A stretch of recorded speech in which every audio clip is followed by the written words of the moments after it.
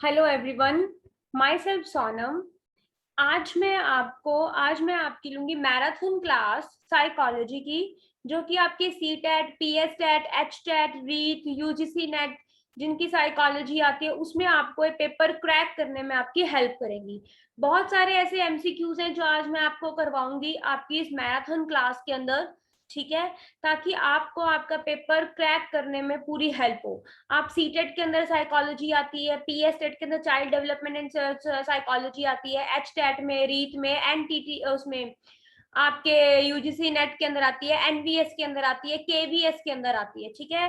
तो आज हम आपको जो करवा रहे हैं वो है मैराथन क्लास है आपकी साइकोलॉजी की, ठीक है। आप मैं बहुत सारे एमसीक्यूज मैंने आज इसके अंदर डाले हैं ताकि वो आप उनको सुनो, पढ़ो, समझो और वो आपका पेपर क्रैक करने में आप सबकी हेल्प करें, ठीक है ना। साइकोलॉजी से रिलेटेड बहुत सारे एमसीक्यूज है, तो आइए स्टार्ट करते हैं साइकोलॉजी से रिलेटेड कुछ एमसीक्यूज। तो मेरा फर्स्ट क्वेश्चन है, विच अमंग द फ्लोइंग, इस क्वेश्चन को समझो ध्यान से, कोई जल्दबाजी नहीं है। Which among the following are the products in the Guilford structure of intellect model, यानी कि आपको पता होना चाहिए ये गिलफोर्ड का मॉडल है, स्ट्रक्चर ऑफ इंटेलेक्ट, ठीक है ना। गिलफोर्ड का मॉडल है ये, इंटेलिजेंसी के अंदर बात हो रही है। इंटेलिजेंसी का मॉडल गिलफोर्ड ने दिया था और उसने स्ट्रक्चर ऑफ इंटेलेक्ट मॉडल यानी कि SOI का मॉडल इसे कहते हैं। किसने दिया? गिलफोर्ड ने दिया। और वो इसके अंदर क्या कह रहा है कि प्रोडक्ट्स के बारे में बात कर रहा है, ठीक है। Which among of the following are the products है in the Guilford structure of intellect model के अंदर। पहला है सिस्टम, रीजनिंग, ट्रांसफॉर्मेशन या इंटरप्रिटेशन, ठीक है ना। तो इसमें प्रोडक्ट के अंदर क्या आता है? आपका जो आंसर है प्रोडक्ट के अंदर क्या आएगा? आंसर में देखो क्या डाला हुआ उसने, ए एंड बी डाला हुआ है, यानी कि सिस्टम और ट्रांसफॉर्मेशन। फिर ए बी एंड सी है, फिर A B and D all नहीं डाला उसने, ए बी सी डी डाल दी उसने। तो इसका राइट आंसर है ए, यानी कि A and B, system and transformation. Clear है ये बात? सिस्टम एंड ट्रांसफॉर्मेशन, एक आता है सिस्टम के बारे में बात हो रही है यहाँ पर, और एक बात हो रही है ट्रांसफॉर्मेशन के बारे में। ये दोनों की दोनों चीजें, ये एक सिस्टम है और ये ट्रांसफॉर्मेशन, ये दोनों के दोनों किस में आते हैं? प्रोडक्ट में आते हैं, ठीक है। गिलफोर्ड का मॉडल है, इसके मॉडल को SOI स्ट्रक्चर ऑफ इंटेलेक्ट का मॉडल कहते हैं, ठीक है। इसके अंदर कंटेंट होता है ऑपरेशन एंड प्रोडक्ट, ठीक है। ये तीन चीजें होती हैं, आगे इनके पार्ट्स में इनको डिवाइड किया जाता है, इनके पॉइंट्स होते हैं बहुत सारे। तो उन्हीं पॉइंट्स के अंदर उसने बात पूछी कि प्रोडक्ट किस में आता है, इनमें से प्रोडक्ट का पार्ट कौन सा है? तो सिस्टम और ट्रांसफॉर्मेशन क्या है? दोनों ही प्रोडक्ट के पार्ट है, ठीक है। तो क्वेश्चन नंबर फर्स्ट का राइट आंसर है A is the right answer of question number first. Second, in the Pavlovian conditioning, Pavlovian मतलब पेवलोव ने जो क्लासिकल कंडीशनिंग थ्योरी दी थी, ठीक है, उसके अंदर paradigmatic the strongest and the most rapid conditioning occurs in, किसके अंदर होती है? बहुत तेजी से, मोस्ट रैपिड, ठीक है, एंड स्ट्रॉन्गेस्ट होती है। किसके अंदर होती है? पहला उसने बोला साइमल्टेनियस कंडीशनिंग बोला, सेकंड उसने ट्रेस कंडीशनिंग बोला, थर्ड वो शॉर्ट डीले कंडीशनिंग बोल रहा है, और फोर्थ वो लॉन्ग डीलेड कंडीशनिंग बोल रहा है। तो राइट आंसर इसका क्या है?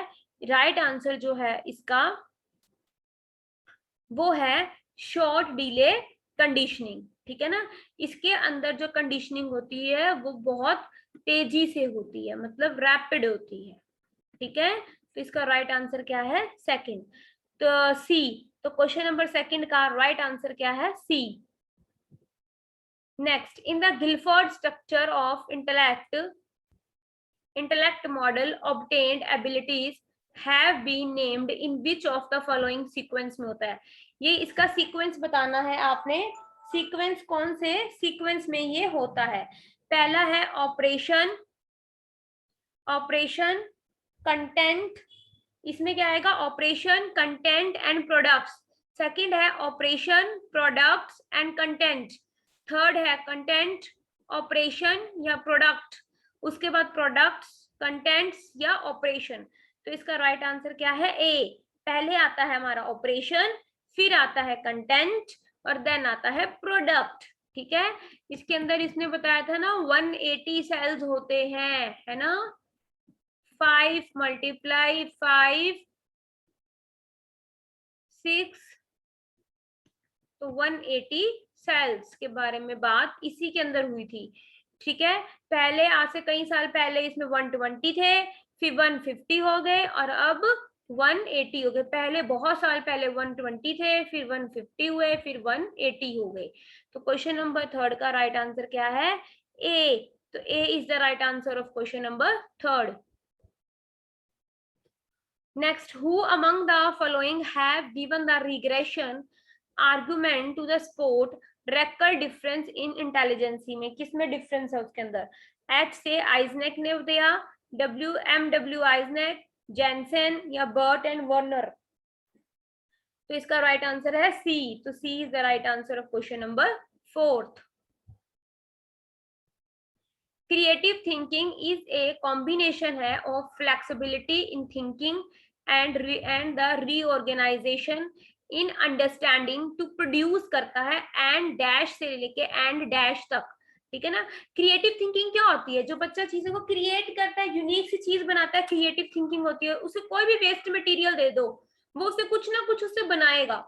तो वो कॉम्बिनेशन है, वो फ्लेक्सिबिलिटी का इन थिंकिंग, उसकी थिंकिंग के अंदर फ्लेक्सिबिलिटी होती है एंड रीऑर्गेनाइजेशन होती है. तो इसका राइट आंसर क्या है? क्वेश्चन नंबर 5 में पहले कहते हैं न्यू आइडियाज या सोल्यूशन करता है, या न्यू आइडियाज कंक्लूजन पे जाता है, वो इनिशिएटिव आइडियाज या कंक्लूजन होता है, या इनिशिएटिव आइडियाज या सोल्यूशन होता है. तो इसका राइट आंसर है डी. वो इनिशिएटिव आइडियाज एंड सोल्यूशन की तरफ वो जाता है. ठीक है, तो क्वेश्चन नंबर 5 का राइट आंसर है डी. ए प्रोसीजर दैट, उसने बात करी, ए प्रोसीजर दैट प्रोवाइड्स करता है हमें इंफॉर्मेशन टू द लर्नर को इन अ स्मॉल स्टेप्स में, छोटे छोटे स्टेप्स में इंफॉर्मेशन मिल रही है, हमें टुकड़ों में मिल रही है मतलब. एंड गारंटीज इमीडिएट फीडबैक मिलेगी हमें and allow the learners, learner को अलो करेगी कि टू डिटरमिन करो the pace with which to complete the task. It is called, उसको वो कहते हैं, उसको क्या कहते हैं? It is called the programmed learning. ठीक है, उसको क्या बोला जाता है? प्रोग्राम लर्निंग बोला जाता है. जो इन्फॉर्मेशन हमें किस में मिलती है? टुकड़ों में मिलती है. ठीक है, तो क्वेश्चन नंबर 6 का राइट आंसर क्या है? सी. नेक्स्ट है behaviour modification by application of operant conditioning consist of the following. ठीक है ना, किसमें होती है? Token economy. नेक्स्ट वो बात करता है आपसे punishment, time out, withdrawal of reinforcement. तो क्वेश्चन नंबर, वो कहता है बिहेवियर मॉडिफिकेशन के बारे में. देखो वो बात कर रहा है कि एक बच्चे के बिहेवियर को बदलना. ठीक है, आप बदल रहे हो, किसके द्वारा बदल रहे हो? बाय द एप्लीकेशन, अप्लाई करके किसको? ऑपरेंट कंडीशनिंग को. ठीक है, ऑपरेंट कंडीशनिंग को डाला आपने, बच्चे के बिहेवियर का आप बदल रहे हो जब, है ना.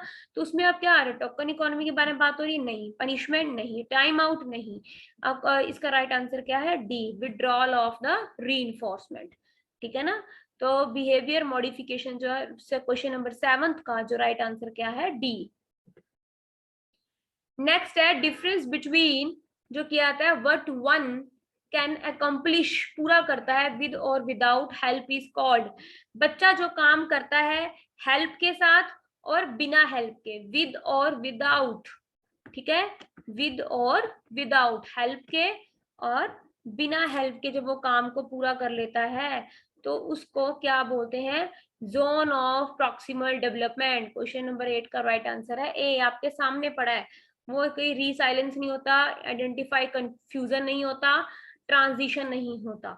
तो क्वेश्चन नंबर 8 का राइट आंसर है ए. ये देखो हम लाइव कोर्सेज भी करवा रहे हैं टेट के. आपको पता है पीएस टेट, सी टेट भी निकल चुका है, सी टेट की नोटिफिकेशन आ चुकी है. आप लोगों के लिए बहुत अच्छा मौका है कि आप लोग मैराथन क्लासेस लगाएं ताकि आप लोग अपने पेपर को क्रैक कर सकें. बहुत सारे एमसीक्यूज होंगे इसके अंदर और आप लोगों के पेपर की तैयारी बहुत अच्छे से हो जाएगी. ठीक है, next, which of the following stages marks, जो होती है in the involvement of children in their peer group में, एडल्टहुड, चाइल्डहुड, एडोलेसेंस या अर्ली स्टेज में. अब वो बात यही करता है कि ऐसी कौन सी स्टेज है जिसमें मार्क्स से इन्वॉल्वमेंट ऑफ चिल्ड्रन की इन देयर ग्रुप में हो जाती है। तो वो कौन सी है, एडल्टहुड है कि चाइल्डहुड स्टेज है, आप बताओ, या फिर वो क्या है, वो है आपकी एडोलेसेंस स्टेज है, या फिर वो है आपसे अर्ली चाइल्डहुड स्टेज है। देखो आपने बताना है पीयर ग्रुप के बारे में, बताना है कि बच्चे की उसको लेकर बताना है आपने, ठीक है। एडल्टहुड में देखो सारे ही यंग होते हैं, ठीक है ना, सारे यंग हो गए एडल्ट में, और उसमें क्या हुए, उसमें क्या होते हैं, चाइल्डहुड में बचपना, छोटे, ठीक है ना। आपको चाइल्डहुड स्टेज दो तरह की बताई थी, एक अर्ली चाइल्डहुड के स्टेज और एक बताइए लेटर चाइल्डहुड स्टेज, ठीक है ना। तो अर्ली चाइल्डहुड स्टेज में क्या होता है, अर्ली चाइल्डहुड स्टेज होती है 2 to 6 ईयर की होती है, और लेटर चाइल्डहुड स्टेज क्या होती है आपकी 6 to 12 ईयर की होती है, ठीक है ना। तो वो कहता है कि जो ये पीयर ग्रुप है, ये पीयर ग्रुप जो वो बता रहा है, वो कहता है कि कौन सी स्टेज में है, आपको ये बताना है पीयर ग्रुप के बारे में। तो इसमें क्या बताता है वो पीयर ग्रुप का, वो किस स्टेज में होता है, एडोलेसेंस में होता है, जब आप एडोलेसेंस स्टेज के अंदर होते हो, ठीक है ना। एडल्टहुड में तो आप बूढ़े हो गए, बिल्कुल प्रौढ़ावस्था आ गई आपकी, ठीक है ना। और उसमें क्या आती है आपकी, चाइल्डहुड में बचपन आ गया आपका, है ना, बाल्यावस्था आ गई, जिसे आप क्या बोलते हो, बाल्यावस्था। एडोलेसेंस में आपका यंग पीरियड आ गया, और यंग पीरियड में ही आप क्या करते हो, आपके पीयर ग्रुप्स होते हैं, ठीक है। और अर्ली चाइल्डहुड आपका बचपन है, बहुत ही छोटा टाइम पीरियड, ठीक है ना। तो ये क्या हो गया आपका, ये हुआ आपका आंसर, क्वेश्चन नंबर 9 का राइट आंसर है सी। आगे it is said that the development is never ending process, development कभी खत्म नहीं होती, वो ये बात कर रहा है डेवलपमेंट कभी खत्म होने वाला प्रोसेस नहीं है। Which of the following is define it, उसको क्या डिफाइन किया गया, तो नंबर फर्स्ट पे उसको क्या बोलते हैं, प्रिंसिपल ऑफ इंटरेक्शन है, प्रिंसिपल ऑफ कंटिन्यूटी है, प्रिंसिपल ऑफ इंटररिलेशन है, या प्रिंसिपल ऑफ इंटीग्रेशन है। तो इसका राइट आंसर है बी, प्रिंसिपल ऑफ कंटिन्यूटी, क्योंकि लगातार चलता रहता है, कभी खत्म नहीं होती डेवलपमेंट, ठीक है ना। क्योंकि आज आप छोटे हो, फिर बड़े हो गए, फिर और बड़े हो गए, फिर आपकी मैरिज हो गई, फिर आपके बच्चे, फिर उसके बाद उनकी शादी, फिर आप ग्रैंडफादर या ग्रैंड मदर बन जाती हो, ठीक है ना। तो ये सब क्या है, ये आपकी डेवलपमेंट ही तो हो रही है हर एक स्टेज पे। एंड हनी यंग फीमेल है, टीचर है वो एक, ठीक है। और वो क्या कहती है, बिलीव्स, विश्वास करती है इन द पर्सनलाइज लर्निंग पर, बिकॉज शी थिंक्स दैट, वो सोचती है कि learner must learn on their on, अपने आप पढ़ता है, students must enjoy there learning, ठीक है ना। And every person must be expose learning, and every learner is a unique but must be given a chance to develop to the best of his ability। तो इसका right answer है D. वो कहती है हर एक लर्नर यूनिक होता है, क्योंकि हर एक लर्नर की लर्न करने की तरीका अलग होता है, ठीक है। एंड मस्ट बी गिवन, उसे देना चाहिए, एक चांस देना चाहिए टू डेवलप, अपने आप को डेवलप करने के लिए the best of his ability, ठीक है। Which of the following statement about a pedagogy in and assessment में, in education में, pedagogy is an art and as well as science है, ठीक है ना। आगे वो कहता है pedagogy is a system है of that deals with the school management system of the curriculum development and the system of the instructional procedure में, या it explain, वो explain कर देता है टीचिंग टास्क को in the terms of presentation में and demonstration में in the classroom में, या ऑल ऑफ अबव। तो इसका राइट आंसर है ऑल ऑफ अबव में, ठीक है ना। पैडागोगी आर्ट भी और साइंस भी है, पैडागोगी क्या एक तरह का सिस्टम है, वो करिकुलम उसके अंदर आता है सारा। Which of the following is, क्या है, one of the 3 types of analysis pedagogy in education में। तो पैडागोजिकल एनालिसिस ऑफ बिलीफ्स है, एनालिसिस ऑफ सब्जेक्ट है, एनालिसिस ऑफ इमोशंस है। तो pedagogy 3 types of is one of the, इनमें से 3 टाइप्स बतानी है, तो वो क्या है, पैडागोजिकल क्या है, एनालिसिस ऑफ द सब्जेक्ट है। तो क्वेश्चन नंबर 13 का राइट आंसर हुआ B. Roli is unable to pronounce, जो रोली लड़की है वो अनएबल है वर्ड को प्रोनाउंस करने में, कौन से वर्ड को, स्टडी को एंड सोसाइटी को। क्लियरली वो प्रोनाउंस नहीं कर पा रही है, कि बोल नहीं पा रही क्लियरली इस वर्ड को। एज हर टीचर, यदि आप उसकी टीचर हो तो व्हाट विल यू डू, तब तुम क्या करोगी, ठीक है ना। तो पहले हम क्या करेंगे अगर हम उसकी टीचर है, humiliate Roli is by isolate her कर देंगे उसको, and asking her to repeat the words, ये आस्किंग द एंटायर क्लास, पूरी क्लास से पूछेंगे to repeat the word and appreciating the Roli, Roli को अप्रिशिएट करो when she repeats them correctly. You will just ignore it, ये भी नहीं आएगा। You will ask to class to laugh her, ये भी नहीं आएगा। और उसको ह्यूमिलेट करोगे, उसको ह्यूमिलेट तो नहीं करोगे, है ना। तो क्वेश्चन नंबर 14 का राइट आंसर क्या होगा, बी। आप क्लास को बोलोगे रिपीट करो वर्ड, और फिर उसके बाद अप्रिशिएटिंग करोगे रोली की, क्योंकि रोली भी दोबारा उस वर्ड को रिपीट करेगी, ठीक है ना। द क्रिटिकल पैडागोजी जो होती है, critical pedagogy firmly believes that, किसमें विश्वास रखती है, the teacher should always let the classroom instruction में, the learner need no reason independently, कोई रीजन नहीं होता, what child learn out of the school is irrelevant, ठीक है ना। बच्चे ने क्या होता है, इज रेलेवेंट है जो कि बच्चा learn out of the school से बाहर से सीखता है। The experience and the perceptions of the learners are important, तो इसका राइट आंसर है सी, what children learn out of its school is relevant, ठीक है। तो क्वेश्चन नंबर 15 का राइट आंसर है D. which of the following is a teacher related to factor affecting learning में क्या आता है, mastery over the subject matter पे होनी चाहिए, प्रॉपर सिटिंग अरेंजमेंट हो, availability of teaching learning resources हो, या नन ऑफ दीज हो। तो देखो teacher related factor affecting learning बताइए कि वो फैक्टर जो आपकी लर्निंग, टीचर की लर्निंग को अफेक्ट करते हैं, तो वो पहला आंसर ही होगा इसका, mastery over the subject matter, की उसके अपने सब्जेक्ट पर क्या होनी चाहिए, मास्टरी होनी चाहिए, ठीक है। तो क्वेश्चन नंबर 16 का राइट आंसर क्या हुआ, A. A teacher makes a use of variety का यूज कर लेती है, ठीक है, of a task to cater to the different learning styles में ऑफ हर लर्नर्स की, तो शी इज इन्फ्लुएंस्ड बाय, वो किससे इन्फ्लुएंस्ड है, पियाजे की कॉग्निटिव थ्योरी से, कॉलबर्ग की मॉरल डेवलपमेंट थ्योरी से, गार्डनर की मल्टीपल इंटेलिजेंसी से, या वाइगॉत्स्की की सोशल कल्चर से। तो इसका राइट आंसर है, राइट आंसर क्या हुआ इसका, सी, गार्डनर की, सी इसका राइट आंसर हुआ, गार्डनर की मल्टीपल इंटेलिजेंसी थ्योरी से।